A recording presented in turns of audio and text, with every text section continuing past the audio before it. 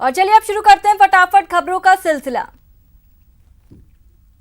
जम्मू कश्मीर के सोपोर में सीआरपीएफ की पार्टी पर आतंकी हमले के बाद मुठभेड़ में सीआरपीएफ के एक हेड कांस्टेबल शहीद हो गए।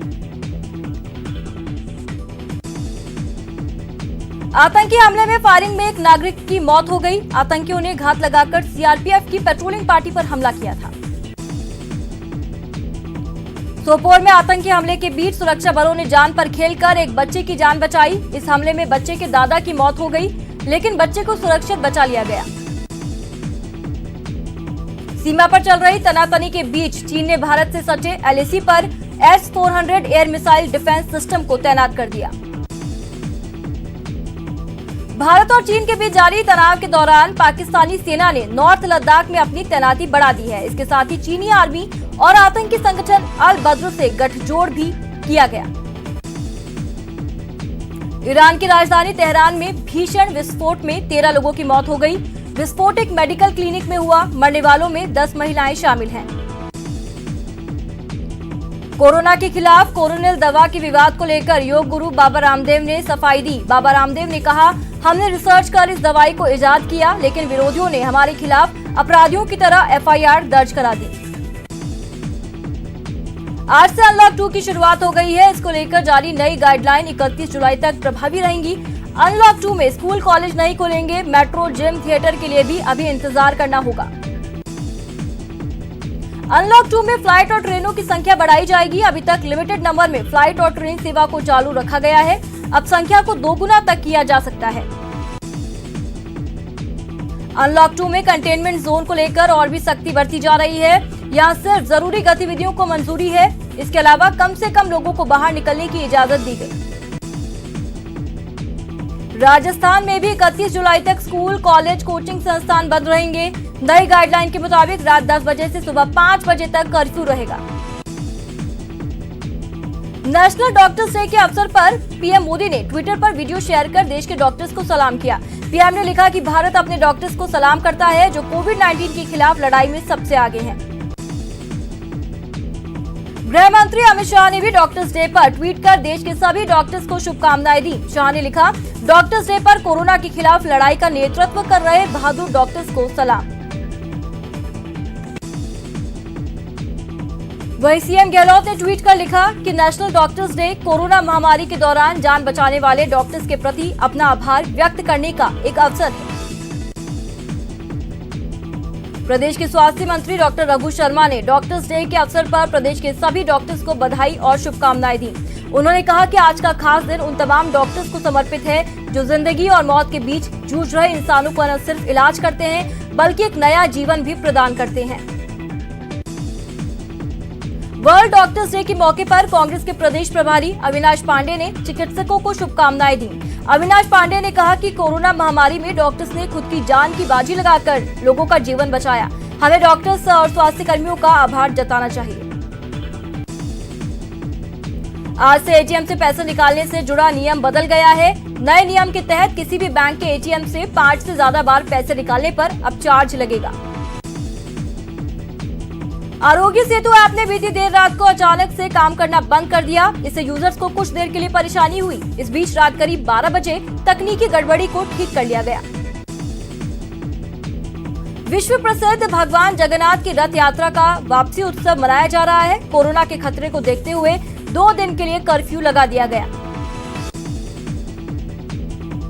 सरकार ने निरोगी राजस्थान की और एक और कदम बढ़ाया है। प्रदेश में स्वास्थ्य सुविधाओं का विस्तार हुआ। 108 भवनों का सीएम गहलोत ने डिजिटल लोकार्पण और शिलान्यास किया। इस मौके पर सीएम ने कहा कि हमें कोरोना में जीवन और आजीविका बचानी है। लोकार्पण कार्यक्रम को संबोधित करते हुए सीएम गहलोत ने कहा, कोरोना ने जीवन जीने की शैली और सोच बदल दिया है। सीएम गहलोत ने कोरोना जन जागरूकता को लेकर वीडियो कॉन्फ्रेंसिंग के जरिए प्रदेश के कलेक्टर और पुलिस अधीक्षकों से फीडबैक लिया। वीसी में जनप्रतिनिधि मौजूद रहे। सीएम गहलोत ने कोरोना जन जागरूकता के लिए महाअभियान को सफल बनाने और कोरोना संक्रमण को रोकने के लिए प्रभावी कदम उठाने के संबंध में अनेक निर्देश दिए। और एक बड़ा अपडेट, कोरोना जागरूकता अभियान को लेकर बैठक की गई। मुख्यमंत्री अशोक गहलोत ने वीसी के जरिए बैठक में हिस्सा लिया। मंत्री, कलेक्टर्स, एसपी समेत कई अधिकारी बैठक में शामिल हुए। 7 जुलाई तक अभियान की समीक्षा की गई। तो बता दें 7 जुलाई तक की बैठक चलेगी और उसी से जुड़ी समीक्षा यहां पर की गई और ऐसे में बेहद महत्वपूर्ण इस बैठक को माना गया। कोरोना जागरूकता अभियान को लेकर बैठक हुई। मुख्यमंत्री गहलोत ने वीडियो कॉन्फ्रेंसिंग से बैठक की। मंत्री, कलेक्टर्स, एसपी समेत कई अधिकारी शामिल हुए। 7 जुलाई तक ये अभियान चलेगा, जिसको लेकर के समीक्षा की गई। लोकसभा स्पीकर ओम बिरला के कोटा दौरे का आज दूसरा दिन है। ओम बिरला ने अपने शक्तिनगर आवास पर आम लोगों की समस्याएं सुनी और मौके पर उसके निस्तारण के लिए संबंधित अधिकारियों को निर्देश दिए। पूर्व सूचना एवं प्रसारण मंत्री और जयपुर ग्रामीण से सांसद राज्यवर्धन सिंह राठौर ने कलेक्टर से मुलाकात की। इस दौरान सांसद ने कलेक्टर से ग्रामीण इलाकों में आ रही पेयजल समस्या के अलावा अधिक से अधिक राहत पहुंचाने पर चर्चा की। दौसा दौरे पर पहुंचे प्रदेश के उद्योग मंत्री प्रसादी लाल मीणा ने उपखंड अधिकारी कार्यालय में कोरोना जन जागरूकता अभियान को लेकर बैठक की। इस दौरान उन्होंने कोरोना की रोकथाम के लिए उठाए जा रहे कार्यों की समीक्षा की। राजस्थान क्रिकेट संघ के नए कार्यालय का उद्घाटन आरसी अध्यक्ष वैभव गहलोत ने किया। इससे पहले उन्होंने पूजा अर्चना भी की। राजधानी जयपुर में इन दिनों सब्जियों की कीमतें आसमान को छू रही हैं। आलम यह है कि टमाटर 10 रुपए से अचानक बढ़कर 80 रुपए प्रति किलो हो गया। अन्य सब्जियों के दाम भी बढ़ गए हैं। जोधपुर सब्जी मंडी में भी सब्जी की कीमतों में आग लग गई। टमाटर, भिंडी, टींसी और मिर्ची के दाम आसमान छू रहे हैं। आम लोगों की परेशानी बढ़ गई है। अचानक बढ़े सब्जी के दाम ने लोगों का बजट बिगाड़ दिया। दामों के बीच अब घरेलू सिलेंडर और सब्जियों के दामों ने आम लोगों की कमर तोड़ दी है। सब्जियों के दामों में बढ़ोतरी ने किचन का जायका बिगाड़ दिया है। आलू, टमाटर से लेकर स्वाद के लिए मशहूर धनिया के भाव आसमान छू रहे हैं। उदयपुर की एक 9 साल की बच्ची ने लॉकडाउन का सदुपयोग करते हुए 2.5 महीने में सामान्य ज्ञान के 10,000 प्रश्नों को याद कर लिया। बचपन से ही याद रखने की क्षमता में माहिर मान्या भंसाली शहर की गूगल गर्ल के नाम से प्रसिद्ध है। भारत में कोरोना वायरस संक्रमितों की संख्या में इजाफा जारी है। पूरे देश में कोरोना के 5,85,000 मामले सामने आ चुके हैं। अब तक देश में 17,412 लोगों ने जान गंवाई। इनमें जून में ही करीब 12,000 की मौत हुई है। प्रदेश में कोरोना से प्रभावित मरीजों का आंकड़ा 18,000 के पार पहुंच गया। प्रदेश में अब तक 413 लोगों ने जान गंवाई। 13,908 लोग ठीक होकर घर पहुंचे। कोटा में कोरोना पॉजिटिव मरीजों के आंकड़ों में लगातार बढ़ोतरी देखी जा रही है। आज 7 मरीजों की जांच रिपोर्ट कोरोना पॉजिटिव मिली। पॉजिटिव मरीजों में 5 महिलाएं शामिल है, जिसके बाद मरीजों का आंकड़ा 676 तक पहुंच गया। करौली में कोरोना संक्रमित मिलने का सिलसिला जारी है। मंगलवार को जिले में 7 कोरोना संक्रमित मिले। अब तक कोरोना संक्रमितों की कुल संख्या 103 हो गई। डूंगरपुर जिले में कोरोना का प्रकोप बढ़ता जा रहा है। मेडिकल कॉलेज आई रिपोर्ट में 6 नए कोरोना पॉजिटिव मिले। डूंगरपुर में कोरोना पॉजिटिव का आंकड़ा बढ़कर 440 तक पहुंच गया। सवाई माधोपुर में कोरोना रोगियों की संख्या लगातार बढ़ने के कारण आंकड़ा शतक को पार कर चुका है। भीलवाड़ा में कोरोना संक्रमण मुक्त हुए 11 मरीजों को फूल देकर डिस्चार्ज कर दिया गया, जिनमें से महात्मा गांधी चिकित्सालय से 3 और महाप्रज्ञ कोविड सेंटर से 8 लोगों को डिस्चार्ज किया गया। कोटा में कोरोना एक के बाद एक शिक्षक इसकी चपेट में आ रहे हैं। माध्यमिक शिक्षा बोर्ड की 12वीं परीक्षा केंद्र प्रभारी कोरोना पॉजिटिव मिली। कोटा में दुष्कर्म का आरोपी कोरोना पॉजिटिव मिला, जिसके बाद अनंतपुरा थाने में हड़कंप मच गया। चिकित्सा विभाग की टीम आरोपी के संपर्क में आने वाले लोगों की स्क्रीनिंग में जुट गई है। भरतपुर में गोवर्धन की परिक्रमा पर ग्रहण लग गया। दरअसल सील सीमाओं को अगले आदेश तक नहीं खोला जाएगा। पुलिस ने बैरिकेडिंग कर सड़क मार्ग को बंद कर दिया।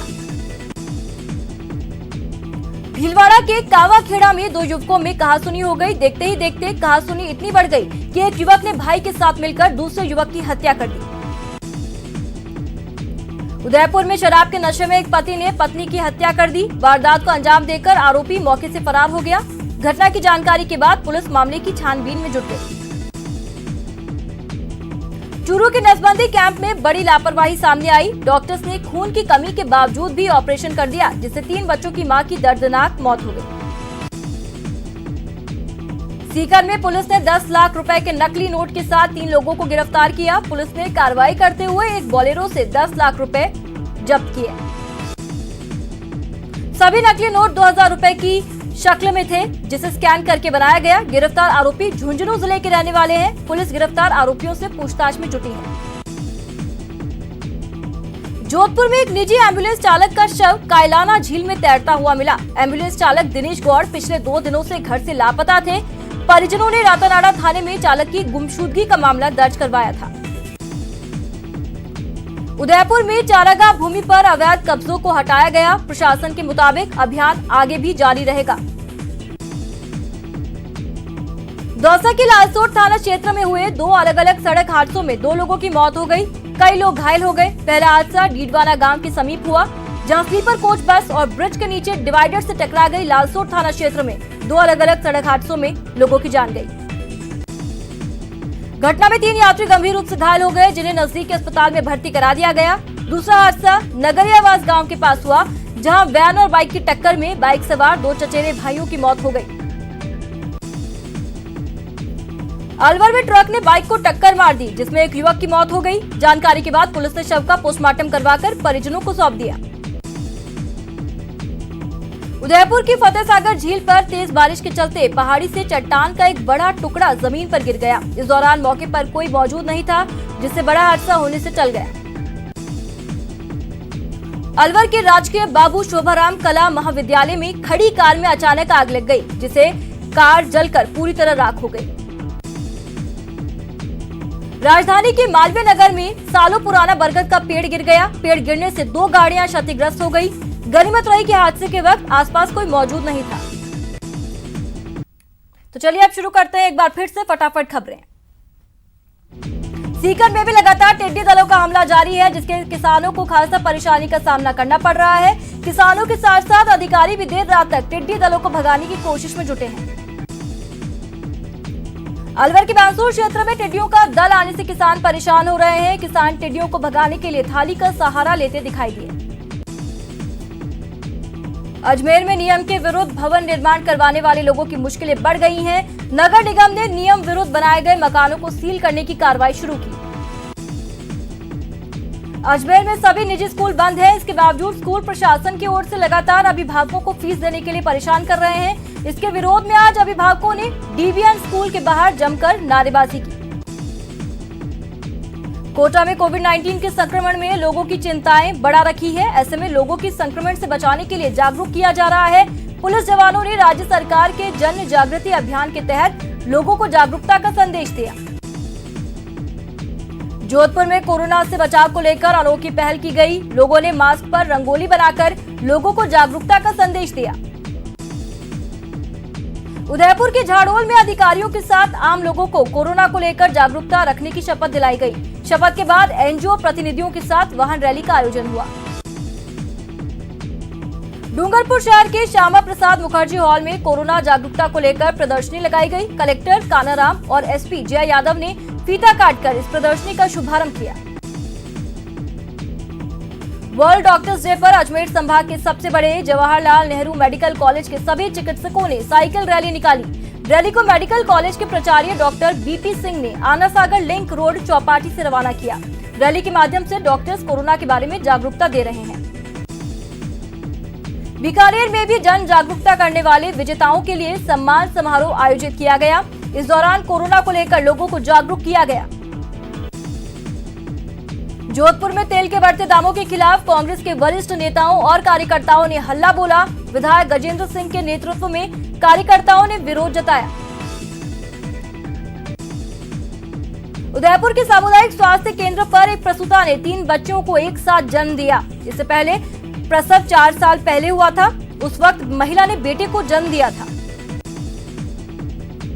श्रीगंगानगर में कोरोना से जागरूकता के लिए प्रदर्शनी का आयोजन किया गया। प्रदर्शनी का उद्घाटन जिला कलेक्टर शिव प्रसाद मदन नकाते और विधायक राजकुमार गौड़ ने किया। इस दौरान कोरोना संक्रमण के दौरान जिले भर में किए गए बचाव कार्यों का संकलन किया गया। कोरोना संकट के बीच से अनलॉक 2 शुरू हो गया है। घर घर जन जागरूकता अभियान की कड़ी में फोटो प्रदर्शनी का आयोजन किया गया। प्रदर्शनी का उद्घाटन कलेक्टर विश्व मोहन शर्मा ने किया। डूंगरपुर के श्यामा प्रसाद मुखर्जी हॉल में कोरोना जागरूकता को लेकर प्रदर्शनी लगाई गई। कलेक्टर और एसपी ने फीता काटकर इस प्रदर्शनी का शुभारंभ किया। इसके साथ ही प्रशासनिक अधिकारियों ने प्रदर्शनी का अवलोकन किया। टिड्डियों पर काबू पाने के लिए संविदा पर सेवानिवृत्त कर्मचारियों की सेवा लेने का आदेश कृषि विभाग ने स्वीकार नहीं किया। चयनित हो चुके कृषि पर्यवेक्षक और कृषि विद्यार्थी इसका लगातार विरोध कर रहे हैं। विभाग के इस फैसले के खिलाफ जहां जनप्रतिनिधियों से समर्थन जुटाया जा रहा है। जयपुर के गोपालपुरा चौराहे पर विधायक कालीचरण सर्राफ और विभिन्न व्यापार मंडल संगठनों ने चीनी सामानों के बहिष्कार का आह्वान करते हुए चीन के राष्ट्रपति का पुतला फूंका। विधायक के साथ मौजूद व्यापारियों ने लोकल के साथ वोकल होने का नारा लगाते हुए चीन के सभी प्रोडक्ट का बहिष्कार करने की शपथ ली।